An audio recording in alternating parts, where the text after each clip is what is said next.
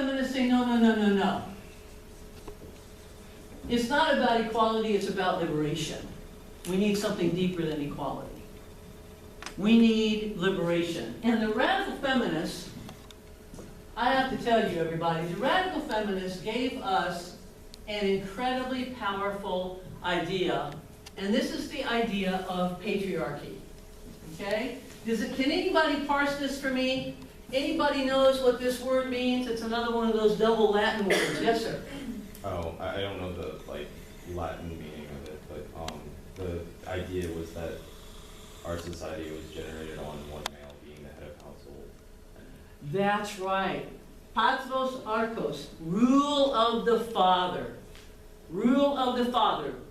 Male domination, right? A male-dominated society. So the idea of patriarchy, everybody, in the hands of the radical feminists, what the radical feminists realized was that patriarchy is both, and this is so huge, and I think I'm just going to go here and then I'm going to stop and see what you want to say to me. You ready for me to do this? Okay.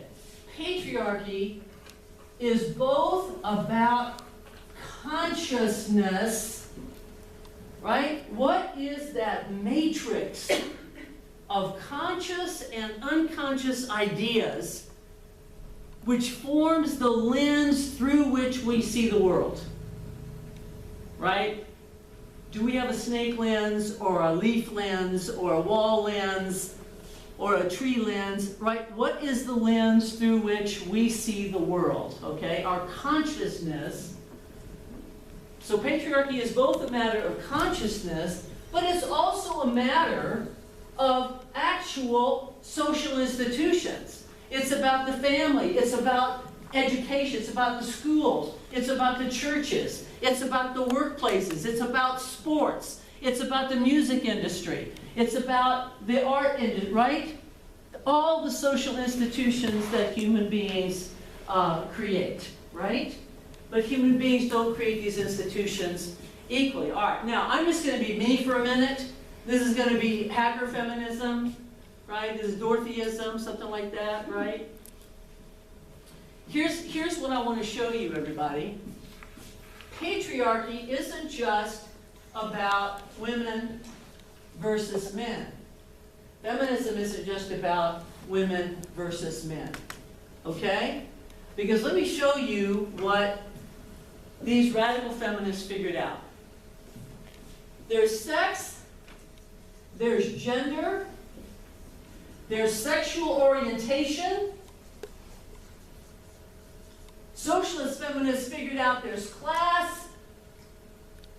Women of color figured out there's ethnicity, otherwise known by the racist word race.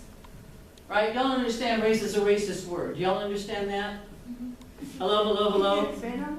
Yes, race is a racist word because of the following thing, okay? 19th century anthropologists decided that there was the black, the negroid, the caucasoid, and the mongoloid, right? The yellow race, the white race, the black race. Only the white race is at the best, then comes the mongoloid, then comes the negroid, right?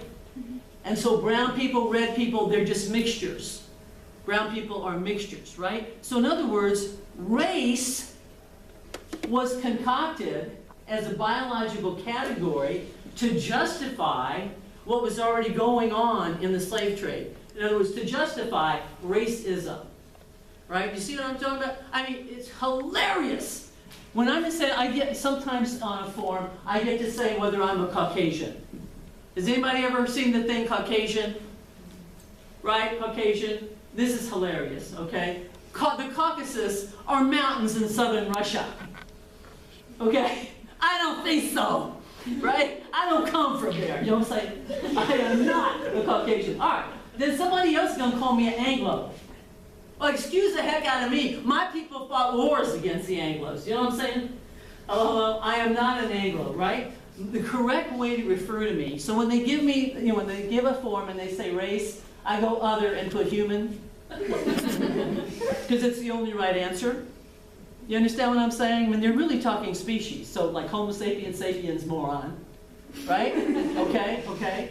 But my ethnicity, now I'm sorry to tell you this, I have no redeeming social value, okay, but my ethnicity is like 100% German American. I'm sorry, okay? I have a nephew, his mother is German and his father is Iranian. So when he gets hip to the trip, right, when he's about 3 years old or 4 years old or 5 years old, he says, oh great, I'm a Nazi and a terrorist, right? Poor kid, whatever. Anyway, I'm a German American. All right, figured out about class and ethnicity. All right, now let me show you this, everybody. Let me show you this. This is about consciousness. I'm going to stop soon, okay? Promise me, I'm going to stop soon. The thing about it is about 5 o'clock, people may be coming in, but don't worry. Just leave when you have to, okay? So, look here. Sex is biological, right? This is about our anatomical, physiological, hormonal reality, right? And isn't it interesting that it's called sex? Why the heck would it be called sex? You know what I'm saying? Think about this. Why is it called sex? That's a mess to call it sex. Let me show you the mess that it is. Are you ready for me on this? Hello? Do I have you yet? I'm getting a little. Thank you. Give me some more. Okay. Look at this. It's called sex because we're really talking about our reproductive organs, right? And so we're really talking about the fact that we are a sexual dimorphic species, right? That we, generally speaking, have males and females. Now, it turns out to be much more complicated than that, to tell you the honest truth. But generally speaking, on bell curves and stuff, males and females, right? I mean, we now know about transgender. We now know about XXY and YYY and XXX, right? We know it's more complicated. But anyway, it's our reproductive thing, which kind of suggests that sex is only supposed to be for reproduction. That's what's really messed up about it, but, you know, that's another story. All right. Gender, everybody, is psychological. So this is about male-female. You all see what I'm saying here? This is about male-female, okay? Psychological, this is about masculine-feminine, right? This is our personality characteristics. Right? Are we more masculine? Are we more feminine? You got me on this? Okay, roughly speaking. Sexual orientation, well, back in the old days, it was straight or gay, right? Straight or gay. And of course, back in the old days, they thought this was a choice. That's hilarious, isn't it? Yeah. Let me tell you how to teach somebody that's not a choice. All right, let me tell you a story. I had an ethics class one time with a couple of guys. Well, you know, we do group work, right? Anybody done group work? Group work, you hate group work, right? Because the good student always pulls, right, the whole rest of them through the A, and they didn't do anything. And you know what I'm saying? Okay, so they were in group work together, okay? One guy was a born-again Christian, and the other guy was gay.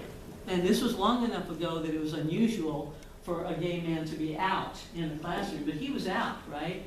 And so, man, the born-again Christian's just having trouble, and he's coming to me and saying, Dr. Haecker, you got to get me out of this, you know, I mean, I can't be with this guy, you know, etc. And so I said, tell you what, John, you just hang in, y'all try to learn from each other.